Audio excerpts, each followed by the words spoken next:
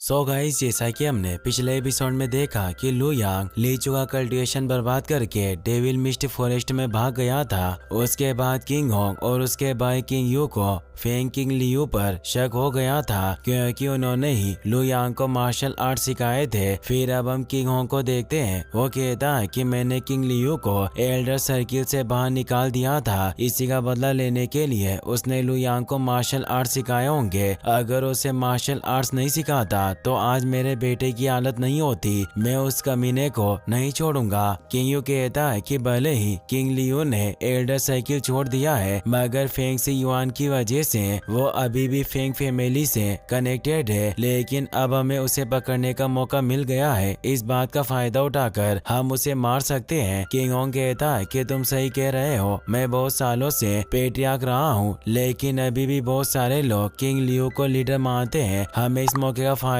उठाकर उसे खत्म कर देना चाहिए। चलो आज ही हम उसे खत्म कर देते हैं। किंग होंग और किंग यू को सैनिकों को लेकर किंग लियू के घर जाता है। किंग लियू पूछता है कि तुम यहाँ क्या कर रहे हो। किंग होंग पूछता है कि क्या तुमने ही लू यांग को सीक्रेटली मार्शल आर्ट सिखाए थे, लेकिन किंग लियू इसका कोई जवाब नहीं देता। किंग होंग कहता है कि तुमने लू यांग को मार्शल आर्ट सिखाए और उसने मेरे बेटे को बहुत पीटा, जिस वजह से वो बुरी तरह घायल हो गया और उसका कल्टीवेशन भी बर्बाद हो गया। ये सब तुम्हारी गलती की वजह से हुआ। अब तुम्हें ही इसका जवाब देना होगा। किंग लियू कहता है कि मेरी बेटी ली जियान ने मुझे इसके बारे में बताया। अगर तुम्हारा बेटा उसके साथ ऐसा गलत बर्ताव नहीं करता तो लू यांग उसे कभी नहीं पीटता। इसमें मेरी नहीं, सिर्फ तुम्हारे बेटे की गलती है। इस बात से गुस्सा होकर किंग होंग अपनी स्वॉर्ड निकाल लेता है तो किंग लियू भी अपनी स्वॉर्ड निकाल लेता है, लेकिन किंग होंग एक अटैक करके किंग लियू को दूर गिरा देता है। वो कहता है कि तुम मेरा सामना नहीं कर सकते हो, इसलिए ज्यादा होशियार मत बनो। किंग लियू कुछ नहीं कर पाता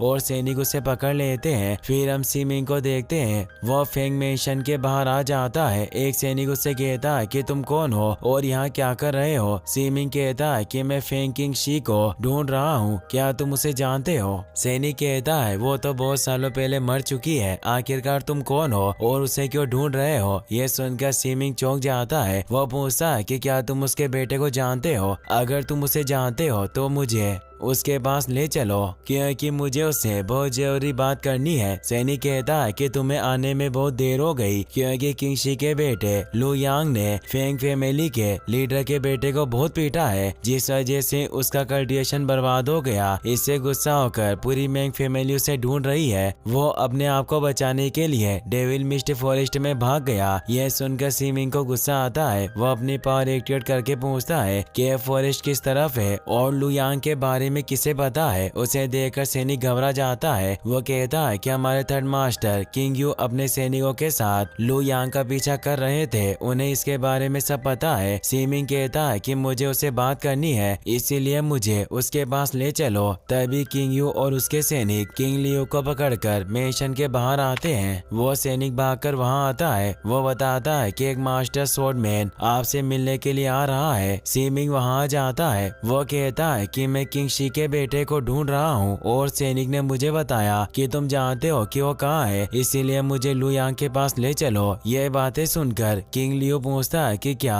लू यांग के डैड ने तुम्हें भेजा है। मैं लू यांग का सेकंड अंकल और किंग शी का भाई हूँ। सीमिंग कहता है कि मुझे पता नहीं था कि आप किंग शी के भाई है, इसीलिए मुझे माफ कर देना, लेकिन इन लोगों ने आपको क्यों पकड़ रखा है। किंग लियू बताता है कि किंग होंग का बेटा लू यांग को परेशान कर रहा था, जिससे गुस्सा होकर लू यांग ने उसका कल्टीवेशन बर्बाद कर दिया। इसीलिए किंग होंग ने मुझ पर ये इल्जाम लगाया कि मैंने सीक्रेटली लू यांग को मार्शल आर्ट सिखाए हैं। ये लोग उसे नहीं पकड़ पाए, जिस वजह से मुझे परेशान कर रहे हैं। किंग होंग वहां आता है। सीमिंग उसे कहता है कि तुम किंग लियू को छोड़ दो या किंग यू को मेरे साथ भेजो ताकि मैं लू यांग को ढूंढ सकूं। किंग होंग कहता है कि आखिरकार तुम हो कौन और मैं तुम्हारी ये सब बातें क्यों मानूं। सीमिंग अपनी पावर एक्टिवेट करता है। उसे देखकर किंग होंग चौंक चौंक जाता है। वो सोचता है कि ये तो मास्टर स्वॉर्डमैन है। मुझे लग ही रहा था कि आदमी नॉर्मल नहीं है, लेकिन मैंने नहीं सोचा था कि इसने स्वॉर्ड पैलेस रियल्म में महारत हासिल कर ली है। हम सब मिलकर भी इसे नहीं हरा पाएंगे। अच्छा इसी में होगा कि मैं इसकी बात मान लूं। सीमिंग किंग लियो को कुछ मेडिसिन देता है ताकि उसके घाव जल्दी ठीक हो जाए। उसके बाद सीमिंग किंग यू के साथ डेविल मिस्ट फॉरेस्ट के पास पहुंच जाता है। किंग यू बताता है कि फॉरेस्ट तुम्हारे सामने है। लू यांग यहीं से अंदर गया था। ये फॉरेस्ट बहुत ज्यादा खतरनाक है क्योंकि यहाँ 100 डीमंस होते हैं और हमेशा पूरे फॉरेस्ट में मिस्ट यानी धुंध रहती है, जिस वजह से सब लोग अपना रास्ता भटक जाते हैं। इसीलिए मैं भी इस जगह से आगे कभी नहीं गया हूँ। सीमिंग फॉरेस्ट के अंदर जाने लगता है। किंग यू कहता है कि ये तुम क्या कर रहे हो, क्या तुम्हें मरने से डर नहीं लगता? सीमिंग कहता है कि तुम सब इसे डेविल मिस्ट फॉरेस्ट कहते हो, लेकिन इसका असली नाम ब्लडी वेस्टलैंड है। ये बहुत बड़ी जगह है जिससे नॉर्थ डोमेन, सेंट्रल डोमेन और ईस्ट डोमेन आपस में जुड़ते हैं। 10 लेजेंडरी स्वॉर्ड में से